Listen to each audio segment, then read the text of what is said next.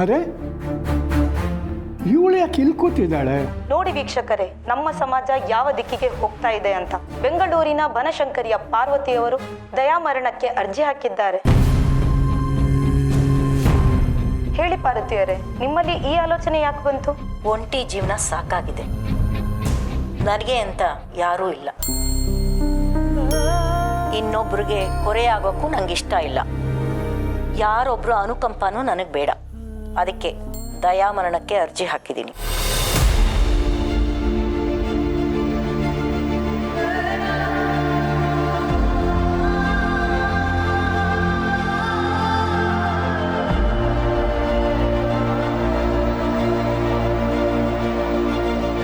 ನೋಡಿದ್ರಲ್ಲ ವೀಕ್ಷಕರೇ, ಇದು ಪಾರ್ವತಿಯವರ ಕಥೆ.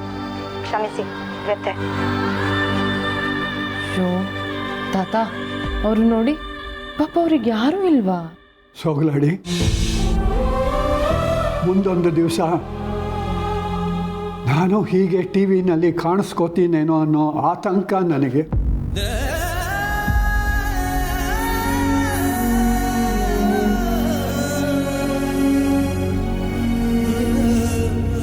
ತಾತ, ಯಾಕೆ ಹೀಗೆಲ್ಲ ಮಾತಾಡ್ತೀರಾ? ನಾನು ಮನೆಗೆ ಬಂದಾಗ್ಲಿಂದನೂ ಒಂದು ದಿನಾನೂ ನನ್ನನ್ನು ಹೊರಗ್ನೋಳ್ ಥರ ನೋಡದೆ ಎಷ್ಟು ಪ್ರೀತಿ ಕೊಟ್ಟಿದ್ದೀರಾ. ನಮ್ಮಪ್ಪ ಈ ಮನೆಗೆ ಬಂದು ಎಷ್ಟೊಂದು ದಿನ ಇದ್ರೂ ನೀವು ಬೇಜಾರು ಮಾಡ್ಕೊಳ್ದೆ ಇದ್ರಿ. ನಾನು ಸಮರ್ಥ್ ನಿಮಗೆ ಹೇಳ್ದೆ ಮದುವೆ ಮಾಡ್ಕೊಂಡು ಬಂದ್ರು ನಮ್ಮನ್ನು ಒಪ್ಕೊಂಡಿದ್ದೀರಾ. ನಿಮ್ಮಂಥವ್ರನ್ನ ಹೇಗೆ ದೂರ ಮಾಡ್ತೀವಿ ತಾತ? ನನಗೆ ನೀವು ದೇವ್ರಿದ್ದ ಹಾಗೆ. ದಯವಿಟ್ಟು ಹಾಗೆಲ್ಲ ಮಾತಾಡಬೇಡಿ, ತುಂಬ ನೋವಾಗತ್ತೆ. ಇದಕ್ಕೆಲ್ಲ ಅಳ್ತಾರೇನೋ? ಈ ದತ್ತನ್ನ ಒಂಟಿ ಮಾಡೋ ತಾಕತ್ತು ಯಾರಿಗಿದೆ ಹೇಳೋ? ತಮಾಷೆಗೆ ಹೇಳಿದೆ ಕಣೋ.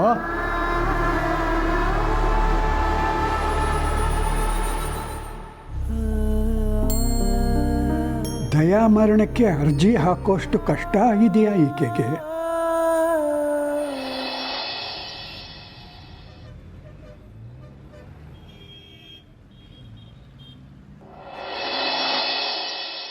ಇಷ್ಟ ಆಗಿದೆ. ಮುಂದೇನು ಮಾಡಬೇಕು ಅಂತ ಗೊತ್ತಾಗ್ತಿಲ್ಲ. ಬೇರೆ ಏನಾದರೂ ಪರಿಹಾರ ಇದೆಯಾ? ಒಂದೇ ಒಂದು ದಾರಿ ಇದೆ ಮೇಡಮ್. ಆ ಇಬ್ಬರು ಮಕ್ಕಳಿದಾರಲ್ಲ, ತುಳಸಿ ಅವ್ರ ಮಕ್ಕಳು, ಆ ಇಬ್ಬರು ಮಕ್ಕಳನ್ನ ಮಾಧವ್ ಅವರು ತನ್ನ ಮಕ್ಕಳು ಅಂತ ಒಪ್ಕೊಳ್ದೇ ಇದ್ರೆ ಮಾತ್ರ ಇದು ಸಾಧ್ಯ.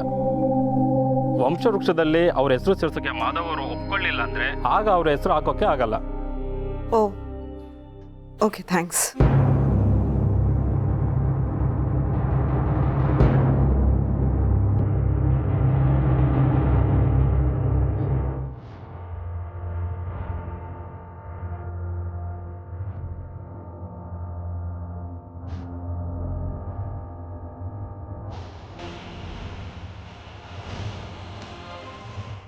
ಯಾರು ರೀ? ನೀವೇ ಯಾವಾಗ ಬಂದ್ರಿ? ಅಳ್ತಿದ್ದೀಯಾ? ಇಲ್ವಲ್ಲ. ಸುಳ್ಳು ಹೇಳ್ಬೇಡ, ನಾನು ನೋಡಿದ್ದೀನಿ. ನೀನು ಫ್ಯಾಮಿಲಿ ಫೋಟೋ ನೋಡಿಕೊಂಡು ಯಾಕೋ ಅಳ್ತಿದ್ದೆ. ಇಲ್ಲ ರೀ, ಹಾಗೇನಿಲ್ಲ. ಈಗ ಹೇಳ್ತೀಯ ಇಲ್ವಾ? ಏನಿಲ್ಲ ರೀ, ಏನೋ ಒಂದು ಆತಂಕ, ಹೇಳಕ್ಕಾಗ್ತಿಲ್ಲ. ಈ ವಂಶವೃಕ್ಷದ ವಿಷಯಕ್ಕ? ಹ್ಞೂ ರೀ, ನಾನು ಈ ಮನೆನ ಎಷ್ಟೋ ವರ್ಷಗಳಿಂದ ಸಂಭಾಳಿಸ್ಕೊಂಡು ಬಂದಿದ್ದೀನಿ. ನಮ್ಮನೆ ಮಕ್ಕಳು ತುಂಬ ಒಳ್ಳೆಯವರು ರೀ, ಎಲ್ಲರೂ ಖುಷಿಯಾಗಿದ್ರು ರೀ. ಆದರೆ ಇನ್ನು ಮುಂದೆ ಏನಾಗುತ್ತೋ ಅನ್ನೋ ಆತಂಕ ನನಗೆ. ಯಾಕೆ ಹಾಗೆ ಹೇಳ್ತಿದ್ಯಾ? ಅದರಲ್ಲಿ ಆತಂಕ ಪಡೋದೇನಿದೆ? ಜಸ್ಟ್ ಅವ್ರ ಹೆಸರನ್ನ ಅದರಲ್ಲಿ ಸೇರಿಸೋದು ಅಷ್ಟೇ ತಾನೆ. ಅದೇ ಆತಂಕ ರೀ. ಅವರನ್ನ ನಮ್ಮನೆಯವರು ಅಂದ್ಕೊಳ್ಳೋದಕ್ಕಾಗಲಿ ಅವ್ರ ಹೆಸರನ್ನ ಸೇರಿಸ್ಕೊಳ್ಳೋದಕ್ಕಾಗಲಿ ನನಗೆ ಯಾವ ಬೇಜಾರು ಇಲ್ಲ ರೀ. ಯಾಕಂದರೆ ತುಳಸಿಯವರು ನಮ್ಮನೆಯವರಲ್ವಾ. ಅದು ಅಲ್ಲದೆ ಈ ಮನೆಗೋಸ್ಕರ ಅವ್ರು ಎಷ್ಟೆಲ್ಲ ಮಾಡಿದ್ದಾರೆ ರೀ. ಆದರೆ ಅವ್ರ ಮಕ್ಕಳನ್ನ ಇದರಲ್ಲಿ ಸೇರಿಸ್ಕೊಳ್ಳೋದಕ್ಕೆ ನಮ್ಮ ಅಭಿ ಇಬ್ರಿಗೂ ಇಷ್ಟ ಇಲ್ಲ ರೀ. ಅವ್ರ ಇಷ್ಟಕ್ಕೆ ವಿರುದ್ಧವಾಗಿ ಭಾವ ಈ ಕೆಲಸ ಮಾಡಿದರೆ ಭಾವನ ಬಗ್ಗೆ ಅವ್ರಿಗೆ ಇನ್ನೂ ದ್ವೇಷ ಜಾಸ್ತಿ ಆಗುತ್ತೆ ರೀ. ಅದಕ್ಕೆ ದ್ವೇಷ ಯಾಕೆ? ನಿಮಗೆ ಅರ್ಥ ಆಗಲ್ಲ ರೀ. ಭಾವನಿಗೂ ಮಕ್ಕಳಿಗೂ ಅಷ್ಟಕ್ಕಷ್ಟೇ ಇಷ್ಟು ವರ್ಷದಿಂದ ಅವರನ್ನ ಒಂದು ಮಾಡಬೇಕು ಅಂತ ನಾನು ಮಾಡದೇ ಇರೋ ಪ್ರಯತ್ನನೇ ಇಲ್ಲ. ಆದರೆ ಆಗಿಲ್ಲ. ಈಗೇನಾದರೂ ಸಂಧ್ಯಾ ಸಮರ್ಥನ ಈ ಫ್ಯಾಮಿಲಿ ಟ್ರೀಗೆ ಸೇರಿಸ್ಬಿಟ್ರೆ ಈ ಮಕ್ಕಳಿಗೆ ತುಂಬ ನೋವಾಗುತ್ತೆ ರೀ. ಅವರು ಭಾವನ್ನ ಶಾಶ್ವತವಾಗಿ ದೂರ ಮಾಡಿಬಿಡ್ತಾರೆ ರೀ. ನೀನು ಹೇಳೋದು ಒಂಥರ ಸರಿ ಇದೆ, ಆದರೆ ಏನು ಮಾಡೋದು ಅಂತೀಯಾ? ಆ ಮಕ್ಕಳು ಒಳ್ಳೆಯವರೇ. ಖಂಡಿತ. ತುಳಸಿಯವ್ರ ಮಕ್ಕಳು ಅಂದರೆ ಕೇಳಬೇಕಾ? ಒಳ್ಳೆಯವರೇ. ಅವ್ರಿಗೆ ಬೇರೆ ಥರ ಎಷ್ಟು ಸಹಾಯ ಬೇಕಾದರೂ ಮಾಡೋಣ. ಆದರೆ ಅವ್ರ ಹೆಸರು ಸೇರಿಸೋ ಒಂದು ವಿಷಯ ಬೇಡ. ಆದರೆ ನೀವು ಭಾವನ ಹತ್ರ ಮಾತಾಡಿ. ಭಾವ ಒಪ್ಪಿದ್ರೆ ಅವರಿಬ್ಬರ ಹೆಸರನ್ನ ಸೇರಿಸಲ್ವಂತೆ. ದಯವಿಟ್ಟು ಈ ಮನೆ ನೆಮ್ಮದಿಗೋಸ್ಕರ, ಮಕ್ಕಳಿಗೋಸ್ಕರ ಇದೊಂದು ವಿಷಯದಲ್ಲಿ ನೀವು ಭಾವನ್ನ ಒಪ್ಪಿಸಿ. ಅದು ಅಲ್ಲದೆ ನಿಮಗೆ ಅಭಿ ಸ್ವಭಾವ ಗೊತ್ತು. ಅವನಿಗೆ ಸಂಧ್ಯಾ ಸಮರ್ಥ್ ಅವರಿಬ್ಬರು ನೆರಳು ಕಂಡ್ರೂ ಆಗಲ್ಲ. ಅವರನ್ನು ಸೇರಿಸ್ಕೊಂಡ್ರೆ ಅವ್ರಿಗೂ ಅಭಿಯಿಂದ ನೆಮ್ಮದಿ ಇರಲ್ಲ, ಜೊತೆಗೆ ಅಭಿನೂ ನೆಮ್ಮದಿಯಿಂದ ಇರಲ್ಲ. ಯಾರಿಗೂ ನೆಮ್ಮದಿ ಇಲ್ಲದೆ ಇರೋದು ಯಾಕೆ ಬೇಕು ಅಲ್ವಾ? ಆಯಿತು, ಆ ಮಕ್ಕಳಿಗೆ ಹಾಗೇನೆ ಸಹಾಯ ಮಾಡೋಣ. ಫ್ಯಾಮಿಲಿ ಟ್ರೀಲಿ ಸೇರಿಸ್ಕೊಳ್ಳೋದು ಬೇಡ ಅಂತ ನಾನು ಅಣ್ಣನ ಹತ್ರ ಮಾತಾಡ್ತೀನಿ. ನೋಡೋಣ ಆಮೇಲೆ ಏನಾಗುತ್ತೆ ಅಂತ. ಅದೊಂದು ಕೆಲಸ ಮಾಡ್ರಿ ಪ್ಲೀಸ್.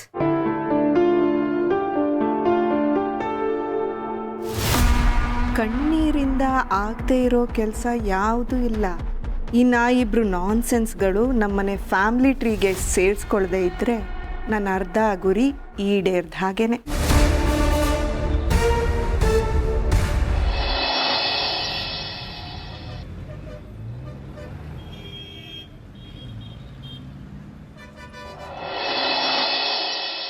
ಏನೂ ಮಾಡೋಕ್ಕಾಗಲ್ಲ ಡ್ಯಾಡ್. ಬಂದಿದ್ದನ್ನು ಅನುಭವಿಸ್ಬೇಕಷ್ಟೆ. ನಾನೇನು ನನ್ನ ಗಂಡನ ಆಸ್ತಿ ನೋಡ್ಕೊಂಡು ಬಂದಿಲ್ಲ. ಅವ್ನು ಎಲ್ಲೇ ಇದ್ರೂ ಸರ್ವೈವ್ ಆಗ್ತಾನೇನೋ ನಂಬಿಕೆ ಇದೆ. ಇನ್ ಕೇಸ್ ಏನಾದರೂ ಪ್ರಾಬ್ಲಮ್ ಆದರೆ ನೀನು ಮಾತ್ರ ಕೈ ಬಿಡಬೇಡ. ನಿನ್ನ ಬಿಸ್ನೆಸ್ನ ಅಭಿ ನೋಡ್ಕೊತಾನೆ. ಆಯಿತು ಡ್ಯಾಡ್. ಅವನು ಸಿಲ್ವರ್ ಸ್ಪೂನ್ನ ಬಾಯಿಗೆ ಇಟ್ಕೊಂಡು ಹುಟ್ಟಿದವನು. ಒಂದೇ ಸಲ ಏನೂ ಇಲ್ಲ ಅನ್ನೋ ಹಾಗಾದರೆ ಕಷ್ಟ ಅಲ್ವಾ? ಅದಕ್ಕೆ ನಾನು ಮುಂಚೆನೇ ನಿಮ್ಮ ಹತ್ರ ಹೇಳಿದೆ. ಓಕೆ ಡ್ಯಾಡ್, ಮತ್ತೆ ಮಾತಾಡೋಣ. ದೀಪಿಕಾ ಏನಾಯಿತು? ಪಪ್ಪ ಹತ್ರ ಏನು ಹೇಳ್ತಿದ್ದೆ? ನಿಂಗೆ ಅರ್ಥ ಆಗಲ್ಲ ಅಭಿ. ನಂಗೆ ಒಂಥರ ಇನ್ಸೆಕ್ಯೂರ್ ಅನ್ನಿಸ್ತಿದೆ. ಯಾವ ವಿಷಯ ಮಾತಾಡ್ತಿದ್ಯಾ? ಅದೇ ಆ ವಂಶ ವೃಕ್ಷದ ವಿಷಯ. ಅಕಸ್ಮಾತ್ ಆ ಸಮರ್ ಸಂಧ್ಯೆ ಹೆಸರು ಸೇರ್ಕೊಂಡ್ಬಿಟ್ರೆ ಆಮೇಲೆ ಏನಾಗುತ್ತೆ ಅಂತ ಎಲ್ರಿಗೂ ಗೊತ್ತಲ್ವಾ? ಅವರು ನಮಗೆ ಪಾಲು ಬೇಕು ಅಂತ ಕೇಳ್ತಾರೆ. ಅಥವಾ ಎಲ್ಲ ಬೇಕಂದ್ರೂ ಆಶ್ಚರ್ಯ ಏನಿಲ್ಲ. ಅಲ್ಲ, ಯಾಕೆ ಹೀಗೆಲ್ಲ ಮಾತಾಡ್ತಿದ್ದೆ? ಏನೋ ನಂಗೆ ಸ್ವಲ್ಪ ಟೆನ್ಷನ್ ಆಗ್ತಿದೆ. ನಿನ್ನ ಬಗ್ಗೆ ನನಗೇನು ವರಿ ಇಲ್ಲ. ಅಕಸ್ಮಾತ್ ಇಲ್ಲೇನೂ ಸಿಗಲಿಲ್ಲ ಅಂದರೂ ನಮ್ಮಪ್ಪ ಬೇಕಾದಷ್ಟು ಮಾಡಿಟ್ಟಿದ್ದಾರೆ. ಆದರೆ ನಿಮ್ಮ ಅಣ್ಣನ ಕತೆ ಏನು ಯೋಚನೆ ಮಾಡಿದೀಯಾ? ಅಂದರೆ ಇನ್ ಕೇಸ್ ಫ್ಯಾಮಿಲಿ ಟ್ರೀಯಲ್ಲಿ ಆ ಸಮರ್ ಸಂಧ್ಯಾ ಹೆಸರು ಬಂದು ನಿಮ್ಮ ಆಸ್ತಿನೆಲ್ಲ ಹೊಡ್ಕೊಂಡು ಹೋದ್ರು ಅಂತ ಇಟ್ಕೋ. ಆಗ ನೀನಾಗಲಿ ನಿಮ್ಮ ಅಣ್ಣ ಆಗಲಿ ಅವ್ರ ಲೆವೆಲ್ಗೆ ಇಳಿದು ಬೀದಿ ಜಗಳ ಅಂತೂ ಆಡಲ್ಲ. ನಿನಗೆ ನಮ್ಮ ಅಪ್ಪ ಇದ್ದಾರೆ, ಆದರೆ ನಿಮ್ಮ ಅಣ್ಣಂಗೆ ಪೂರ್ಣಿ ಅನಾಥೆ. ಅವಳಿಗೆ ಯಾರೂ ದಿಕ್ಕಿಲ್ಲ. ಸೊ ನಿಮ್ಮ ಅಣ್ಣಂಗೆ ಯಾರೂ ಸಪೋರ್ಟ್ ಇಲ್ಲ. ನೀನು ಮಾಡ್ತೀನಿ ಅಂದರೂ ಅವ್ರ ಸ್ವಾಭಿಮಾನ ಅದಕ್ಕೆ ಒಪ್ಕೊಳ್ಳಲ್ಲ. ಸೊ ಇಷ್ಟು ಅನುಕೂಲದಲ್ಲಿ ಬೆಳೆದಿರೋ ನಿಮ್ಮ ಅಣ್ಣ ಬೀದಿಗೆ ಬರಲ್ವಾ? ಮೈ ಗಾಡ್, ನಿಮ್ಮಿಬ್ರು ಬಾಂಡಿಂಗ್ ಏನು ಅನ್ನೋದು ನನಗೆ ಗೊತ್ತು. ನಾನು ಹೇಳೋದು ನಿನಗೆ ವಿಚಿತ್ರ ಅನ್ನಿಸ್ಬೋದು. ಆದರೆ ಇಷ್ಟು ದಿನ ಮಿಡಲ್ ಕ್ಲಾಸ್ನಲ್ಲಿ ಬದುಕ್ತಿದ್ದ ಆ ಸಮರ್ಥ್ ಸಂಧ್ಯಾಗೆ ಒಂದೇ ಸಲ ಕೋಟಿ ಕೋಟಿ ದುಡ್ಡು ಕಾಣಿಸಿದ್ರೆ ತಲೆ ತಿರುಗುತ್ತಾ ಇಲ್ವೋ ಹೇಳು? ಖಂಡಿತ ದುರಾಸೆ ಅವ್ರಿಗೆ ಅಲ್ವಾ? ಮತ್ತೆ ಇಷ್ಟು ದಿನ ಎಲ್ಲರೂ ಸೇರಿ ಕಟ್ಟಿರೋ ಹುತ್ತಕ್ಕೆ ಯಾವುದೋ ಸರ್ಪ ಬಂದು ಸೇರ್ಕೊಂಡ್ರೆ ಏನು ಮಾಡ್ತೀರಾ? ನಾವುಗಳೇ ಮನೆ ಬಿಡೋ ಹಾಗಾದ್ರೆ ನಿಮ್ಮ ಅಣ್ಣ ಅದಕ್ಕೆ ಗತಿ ಏನು? ಅವ್ರ ಬೀದಿ ಪಾಲಾಗೋದನ್ನ ನೀನು ನೋಡೋಕ್ಕಾಗತ್ತಾ? ನೋ ದೀಪಿಕಾ, ನೀನು ಹೀಗೆಲ್ಲ ಮಾತಾಡಬೇಡ. ನಾನು ಬದುಕಿರೋವರೆಗೂ ಇದೆಲ್ಲ ಆಗೋದಕ್ಕೆ ಯಾವುದೇ ಕಾರಣಕ್ಕೂ ಅವಕಾಶ ಮಾಡಿಕೊಡಲ್ಲ. ಆ ಸಮರ್ಥ್ ಸಂಧ್ಯಾ ಯಾವುದೇ ಕಾರಣಕ್ಕೂ ನಮ್ಮ ಫ್ಯಾಮಿಲಿಗೆ ಸೇರಲ್ಲ.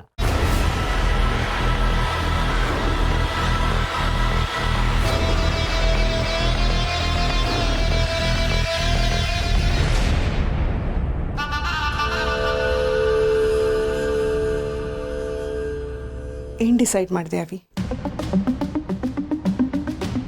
ಡಿಸೈಡ್ ಮಾಡೋಕ್ಕೆ ಏನಿದೆ ಚಿಕ್ಕಮ್ಮ, ನಿಮ್ಮ ಭಾವನ ನಿರ್ಧಾರದ ಮುಂದೆ ನಾವೇನು ಮಾಡೋಕ್ಕಾಗತ್ತೆ? ಅದೇನಾಗುತ್ತೋ ಆಗಲಿ ಅಂತ ನಾನು ಬಿಟ್ಬಿಟ್ಟಿದ್ದೀನಿ. ಹೀಗಂದ್ರೆ ಹೇಗೆ ಅವಿ? ನೀನು ಜವಾಬ್ದಾರಿ ಇರೋನು ಕಣೋ. ನಿನಗೆ ಹೇಳಿದ್ದೀನಲ್ವಾ, ಆ ಮನೆಯಲ್ಲಿ ನನಗೆ ಯಾರ ಮೇಲೆ ಯಾವ ದ್ವೇಷನೂ ಇಲ್ಲ. ಅವ್ರಿಗೆ ಒಳ್ಳೇದಾಗೋದಾದರೆ ಆಗಲಿ. ಆದರೆ ಈಗಿನ ಜನ ಕಾನೂನನ್ನು ಹೇಗೆ ಮಿಸ್ಯೂಸ್ ಮಾಡ್ಕೊಳ್ತಿದ್ದಾರೆ ಅಂತ ನಿನಗೆ ಗೊತ್ತಿದೆಯಲ್ಲ. ಅರ್ಥ ಆಗಲಿಲ್ಲ ಚಿಕ್ಕಮ್ಮ. ನಿನಗೆ ಆ ಸಂಧ್ಯಾ ಸ್ವಭಾವ ಗೊತ್ತಿದೆಯಲ್ಲ. ದುಡ್ಡಿನ ಮೇಲೆ ಸ್ವಲ್ಪ ಆಸೆ ಜಾಸ್ತಿ. ಮೊದಲಿಂದನೂ ಮಿಡಲ್ ಕ್ಲಾಸ್ ಫ್ಯಾಮ್ಲಿಯಲ್ಲಿ ಬೆಳೆದಿದ್ದಾಳೆ. ಗಂಡನ ಮನೆಯಲ್ಲೂ ಅಷ್ಟಕ್ಕಷ್ಟೇ ಅನಿಸುತ್ತೆ. ಸೊ ಹಾಗಿರೋದು ಸಹಜ ಅಲ್ವಾ? ಆದರೆ ಈ ಸಮರ್ಥ್, ಅವನಿಗೆ ಸ್ವಾಭಿಮಾನ ಇದೆ. ಆದರೆ ಅಭಿ ಮೇಲೆ ಎಷ್ಟು ದ್ವೇಷ ಇದೆ ಅಂತ ನಿನಗೆ ಗೊತ್ತಿದೆಯಲ್ಲ. ಅವತ್ತು ಬ್ಯಾಚುಲರ್ ಪಾರ್ಟಿಯಲ್ಲಿ ಅಭಿ ಮೇಲೆ ಕೈ ಎತ್ತಿದ್ದು ನೆನಪಿದೆಯಲ್ಲ ನಿನಗೆ? ಅವತ್ತು ಮದುವೆ ಮನೆಯಲ್ಲಿ ಅವನ ಮೇಲೆ ಕೊಲೆ ಆರೋಪ ಹೊರಿಸಿದ್ದ. ಮೊನ್ನೆ ಮನೇಲಿ ಅವನ ಮೇಲೆ ಕೈ ಮಾಡಕ್ಕೆ ಹೋಗಿದ್ದ. ಇದೆಲ್ಲ ಏನೂ ಇಲ್ಲದೇನೆ ಇಷ್ಟು ಅಕಸ್ಮಾತ್ ಆಸ್ತಿ ಸಿಕ್ಬಿಟ್ರೆ ಏನು ಮಾಡ್ತಾನೆ ಅಂತ ಯೋಚನೆ ಮಾಡು. ನಿನ್ನ ತಮ್ಮನ ಕತೆನೇ ಮುಗಿಸಲ್ವಾ ಇವನು? ಇಲ್ಲ ಚಿಕ್ಕಮ್ಮ, ಹಾಗೆಲ್ಲ ಹೇಳಬೇಡಿ, ಸಂಕಟ ಆಗತ್ತೆ. ಅದೇ ಸಂಕಟದಲ್ಲೇ ನಾನು ಹೇಳ್ತಿರೋದು. ನಾನು ನಿಮ್ಮಿಬ್ಬರನ್ನು ಹೆತ್ತಿಲ್ದೇ ಇರ್ಬೋದು, ಆದರೆ ನೀವಿಬ್ಬರು ನನಗೆ 2 ಕಣ್ಣುಗಳೇ ಇದ್ದಾಗೆ. ನಿಮಗೆ ಅನ್ಯಾಯ ಆಗುತ್ತೆ ಅಂದರೆ ಅದನ್ನು ನಾನು ಹೇಗೆ ಸಹಿಸ್ಕೊಳ್ಳಿ? ನೀವು ಟೆನ್ಷನ್ ಮಾಡ್ಕೋಬೇಡಿ ಚಿಕ್ಕಮ್ಮ. ಸಮರ್ಥಕ್ಕೆ ಮುಂಗೋಪ ಅಷ್ಟೇ, ಹಾಗಂತ ಅವನು ಆ ಲೆವೆಲ್ಗೆಲ್ಲ ಹೋಗಲ್ಲ. ಸರಿಯಾಗಿ ಹೇಳ್ದೆ ನೀನು. ಆದರೆ ಯಾವ ಮನುಷ್ಯ ಯಾವಾಗ ಹೇಗೆ ಬದಲಾಗ್ತಾನೆ ಅಂತ ಯಾರಿಗೆ ಗೊತ್ತು? ಭಾವನ ಮನಸ್ಸು ಒಳ್ಳೆಯದು, ಆದರೆ ನಾಳೆ ದಿನ ಬೇರೆಯವರು ಅವರು ಒಳ್ಳೆತನನ ಮಿಸ್ಯೂಸ್ ಮಾಡಿಕೊಂಡ್ರೆ ಏನು ಮಾಡ್ತೀಯ? ಹಾಗೆ ನೋಡಿದ್ರೆ ಕಾನೂನು ಪ್ರಕಾರ ಅವರು ಸಹ ಭಾವನ ಮಕ್ಕಳು ಅಂತ ಆಗ್ತಾರೆ. ಆಗ ನಾವು ಏನು ಮಾತಾಡೋಕ್ಕಾಗಲ್ವಲ್ಲ. ಸ್ಟಿಲ್ ಸಮರ್ಥ್ ಒಳ್ಳೆಯವನು ಚಿಕ್ಕಮ್ಮ. ಅವನಿಗೆ ತನ್ನಮ್ಮ ಇಲ್ಲಿ ಬಂದಿದ್ದಾರೆ ಅನ್ನೋ ನೋವು ಅಷ್ಟೇ ಇರೋದು, ಬೇರೆ ಯಾವುದೇ ಕೋಪ ಅಥವಾ ದ್ವೇಷ ನಮ್ಮ ಮೇಲಿಲ್ಲ. ಆಯಿತು ಅಭಿ, ನೀನು ಅಷ್ಟು ನಂಬ್ತೀಯ ಅಂತಂದರೆ ನಂಬು. ಆದರೆ ಅಭಿ ವಿಷಯದಲ್ಲಿ ಸಮರ್ಥನ್ಗೆ ಕೋಪ ದ್ವೇಷ ಇದ್ದೇ ಇದೆ. ಅಕಸ್ಮಾತ್ ಅವನು ಈ ಮನೆ ಸದಸ್ಯ ಆದರೆ, ಅವನಿಗೂ ಈ ಆಸ್ತಿಯಲ್ಲಿ ಪಾಲು ಸಿಗೋದಾದರೆ ಮುಂದೆ ಅದು ಅಭಿಗೆ ದುಸ್ವಪ್ನ ಆಗುತ್ತೆ. ನನಗೆ ಅಭಿಗೆ ಏನಾದರೂ ಆದರೆ ಅಂತ ಟೆನ್ಷನ್ ಅಷ್ಟೇ. ಅವನಿನ್ನೂ ಚಿಕ್ಕವನು, ಅವನಿಗಿದೆಲ್ಲ ಅರ್ಥ ಆಗಲ್ಲ. ಇಲ್ಲ ಚಿಕ್ಕಮ್ಮ, ಹಾಗೆಲ್ಲ ಏನೂ ಆಗಲ್ಲ. ನಾನು ನಿಮ್ಮ ಮಾತನ್ನ ಕನ್ಸಿಡರ್ ಮಾಡ್ತೀನಿ. ನೀವು ಹೇಳೋದ್ರಲ್ಲೂ ಸ್ವಲ್ಪ ಸತ್ಯ ಇದೆ. ಯಾವ ಮನುಷ್ಯ ಯಾವಾಗ ಹೇಗೆ ಬದಲಾಗ್ತಾನೆ ಯಾರಿಗೆ ಗೊತ್ತು? ನನಗೂ ಅವ್ರ ಹೆಸರು ನಮ್ಮ ಕುಟುಂಬಕ್ಕೆ ಸೇರದೇ ಇರೋದೇ ಒಳ್ಳೇದು ಅನಿಸುತ್ತೆ.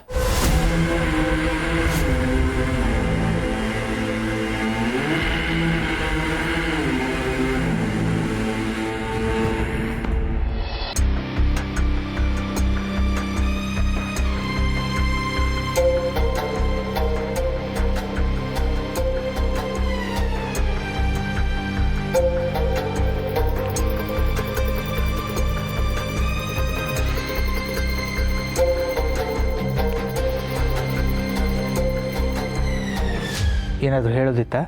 ಹೇಳೋದಲ್ಲ, ಕೇಳೋದಿತ್ತು. ಅಲ್ಲ, ನೀವು ಯಾವಾಗಲೂ ನಮ್ಗೆ ಇಷ್ಟ ಇಲ್ಲದಿರೋದನ್ನೇ ಮಾಡ್ತಿರಲ್ಲ, ಏಕೆ? ಏನಾಯ್ತದೆ ಅಭಿ? ಈ ಟಾಪಿಕ್ ಎಲ್ಲೆಲ್ಲೋ ತೊಗೊಂಡು ಹೋಗೋದು ಬೇಡ. ನಾವೇನು ಮಾತಾಡೋಕೆ ಬಂದಿದ್ದೀವೋ ಅದನ್ನು ನೇರವಾಗಿ ಮಾತಾಡೋಣ. ಫ್ಯಾಮಿಲಿ ಟ್ರೀಯಲ್ಲಿ ಸಮರ್ಥ್ ಸಂಧ್ಯಾ ಹೆಸರು ಸೇರಿಸೋ ವಿಷಯದಲ್ಲಿ ನಮಗೆ ಒಪ್ಪಿಗೆ ಇಲ್ಲ. ಯಾಕೆ ಹಾಗೆ ಹೇಳ್ತೀಯಾವಿ?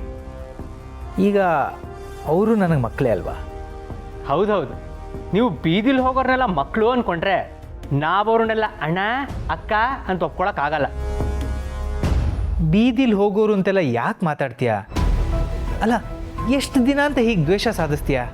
ಹೌದೌದು, ನಾನು ದ್ವೇಷ ಸಾಧಿಸ್ತಾ ಇದ್ದೀನಿ, ಆದರೆ ಅವರಿಬ್ಬರು ಒಳ್ಳೆಯವರಲ್ವಾ? ಅಭಿ ಪ್ಲೀಸ್, ನೀನು ಸ್ವಲ್ಪ ಸುಮ್ಮನಿರು. ನೋಡಿ, ನೀವು ಯಾವತ್ತೂ ನಮ್ಮ ಮಾತಿಗೆ ಬೆಲೆ ಕೊಟ್ಟವರಲ್ಲ. ನಿಮ್ಗೇನು ಇಷ್ಟನೋ ಅದನ್ನೇ ಮಾಡೋದಂತ ನನಗೆ ಗೊತ್ತು. ಆದರೆ ಈ ವಿಷಯದಲ್ಲಿ ನೀವು ನಮ್ಮ ಮಾತು ಕೇಳಿಲ್ಲ ಅಂದರೆ ನಮ್ಮ ಫ್ಯಾಮ್ಲಿಗೆ ದೊಡ್ಡ ಪ್ರಾಬ್ಲಮ್ ಆಗುತ್ತೆ. ಈ ಮನೆ ನೆಮ್ಮದಿ ಹಾಳಾಗತ್ತೆ. ಅದಕ್ಕೆ ದಯವಿಟ್ಟು ಕೇಳ್ತಾ ಇದ್ದೀನಿ, ನೀವು ಯಾವುದೇ ಕಾರಣಕ್ಕೂ ಸಮರ್ ಸಂಧ್ಯಾ ಹೆಸರನ್ನ ನಮ್ಮ ಫ್ಯಾಮಿಲಿ ಟ್ರೀಯಲ್ಲಿ ಸೇರಿಸೋ ಹಾಗಿಲ್ಲ. ಅವಿ, ನಾನು ಯಾವತ್ತೂ ನನ್ನಿಷ್ಟಕ್ಕೆ ಅಂತ ಮಾಡಿದವನೇ ಅಲ್ಲ. ಆದರೆ ಈಗ ಕಾನೂನು ಪ್ರಕಾರ ಅವರು ನನಗೆ ಮಕ್ಕಳಾಗ್ತಾರಲ್ವಾ? ನೋಡಿ, ನನಗೆ ಅವ್ರ ಬಗ್ಗೆ ದ್ವೇಷ ಇಲ್ಲ. ನನಗೆ ಕನ್ಸರ್ನ್ ಇರೋದು ನಮ್ಮ ಫ್ಯಾಮ್ಲಿ ಬಗ್ಗೆ.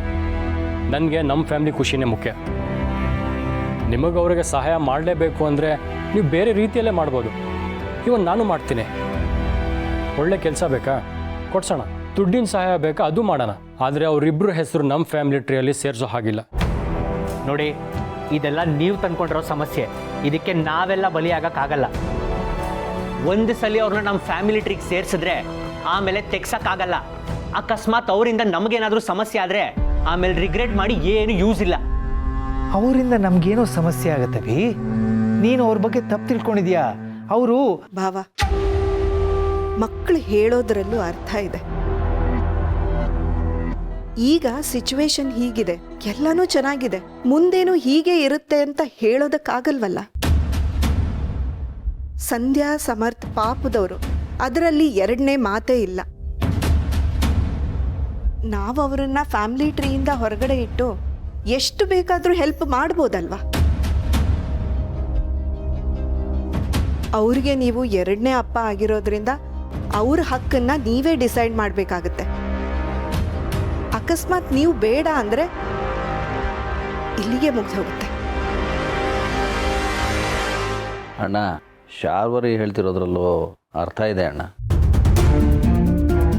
ನಿನ್ನ ಪರಿಸ್ಥಿತಿನೂ ನನಗೆ ಅರ್ಥ ಆಗತ್ತೆ. ಅಡಕತ್ರಲ್ಲಿ ಸಿಕ್ಕಿದಾಗ ಆಗಿದೆಯಾ.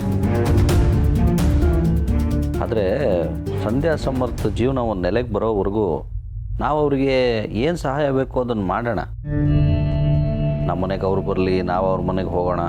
ಆದರೆ ಫ್ಯಾಮಿಲಿ ಟ್ರೀನಲ್ಲಿ ಅವರೆಷ್ಟು ಸೇರಿಸೋದ್ರಿಂದ ಮಕ್ಕಳು ಮನಸ್ಸಿಗೆ ಹಿಂಸೆ ಆಗುತ್ತೆ ಅಂತಂದರೆ ನನಗೂ ಯಾಕೋ ಬೇಡ ಅನಿಸ್ತಾ ಇದೆ ಅಣ್ಣ. ಇವ್ರು ಬೇಡ ಅಂದರೆ ಆಗುತ್ತೆ ಅಂದರೆ ಇವ್ರು ಯಾಕೆ ಅವ್ರ ಹೆಸರು ಸೇರಿಸೋದಕ್ಕೆ ಹಠ ಮಾಡ್ತಿದ್ದಾರೆ? ಇವರೇ ಬೇಡ ಅಂತ ಹೇಳ್ಬೋದಲ್ಲ. ನಾಳೆ ಲಾಯರ್ ಬರ್ತಿದ್ದಾರೆ. ಅವ್ರನ್ನ ಯಾವುದೇ ಕಾರಣಕ್ಕೂ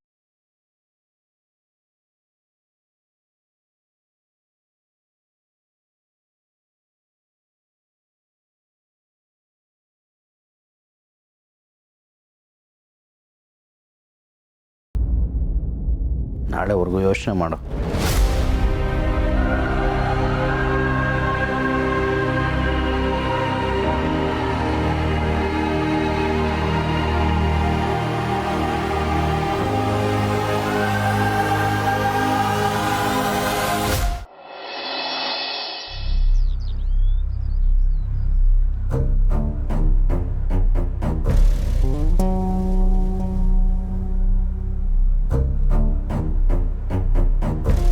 ಎಷ್ಟು ಸಂಬಳ ನಿಂಗೆ? ನನ್ ಕೇಳ್ತಾ ಇದ್ದೀರಾ? ಇಲ್ಲ, ನಿಮ್ ಜರ ಸಮಯ ನಿಮ್ಮ ಮುತ್ತಾತನ್ನ 20,000 ಅಷ್ಟೇನಾ?